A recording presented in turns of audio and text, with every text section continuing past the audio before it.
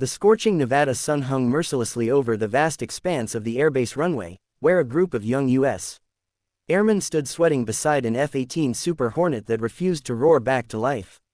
The jet, a sleek symbol of American power, sat silent and stubborn. For 3 days, every engineer, technician, and software specialist had tried to start it, but nothing worked. "Sir, we've checked the ignition system twice, replaced the power control module, even reloaded the flight software," one of the young engineers, Airman Reese, said in frustration, his hands smeared with grease. "But it's still dead." General Marcus D. Holloway, a stern man in his 50s with piercing blue eyes, watched silently. The F-18 wasn't just another aircraft, it was scheduled for a crucial demonstration for NATO allies the next morning. Failure was not an option. Yet despite all their expertise and technology, the jet remained lifeless. Tension rippled through the hangar. Some whispered that maybe it was time to bring in Boeing's senior engineers. Others murmured that the entire electrical system might need replacing, a process that could take weeks. Then, the general broke his silence. "You're all missing something," he said quietly, his voice low but heavy with disappointment. "That plane doesn't need more technology. It needs someone who knows her soul." The airmen exchanged confused looks. What did that even mean? The general turned toward his adjutant. "Get me Chief Master Sergeant Raymond Cole," he ordered. "Sir." The adjutant hesitated. "Cole retired 10 years ago. Last I heard, he's living in a trailer park outside Reno." "I know," the general said. "Call him anyway." 2 hours later, a rusty pickup truck rolled up to the base gates. The guard hesitated as a gray-haired man stepped out, wearing faded jeans, a flannel shirt, and old aviator sunglasses. He walked with a slight limp and carried a small, dented toolbox. "Chief Raymond Cole, reporting," he said with a dry smile as he was escorted to the hangar. The younger airman looked at him skeptically. This old man, he looked like someone's grandpa, not a miracle worker. But the general greeted him with a firm handshake. "Glad you came, Ray," the general said. "We've got a dead Hornet that refuses to start." Cole looked up at the F-18, his weathered eyes softening. "Super Hornet, Block 2 model," he said immediately, walking around it slowly.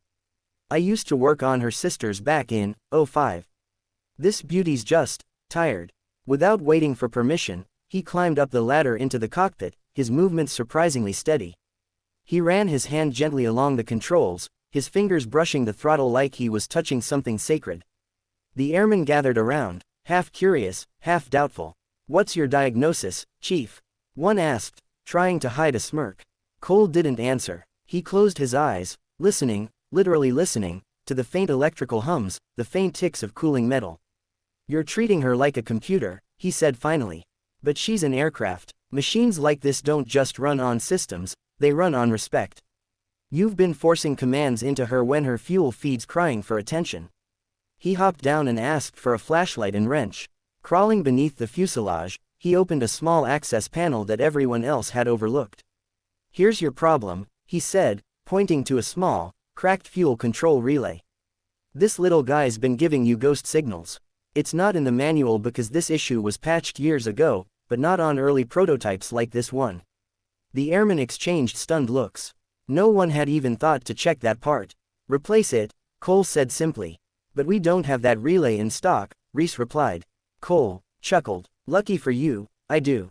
He opened his battered toolbox and pulled out an old, dusty relay wrapped in a cloth. "Kept it from my service days, never knew why.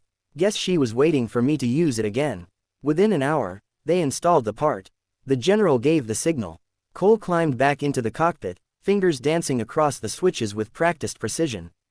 The hangar fell silent as the turbines began to whine. Then, like a sleeping beast awakening, the engines roared to life, sending a thunderous echo through the airbase. Every airman stood frozen, staring in disbelief.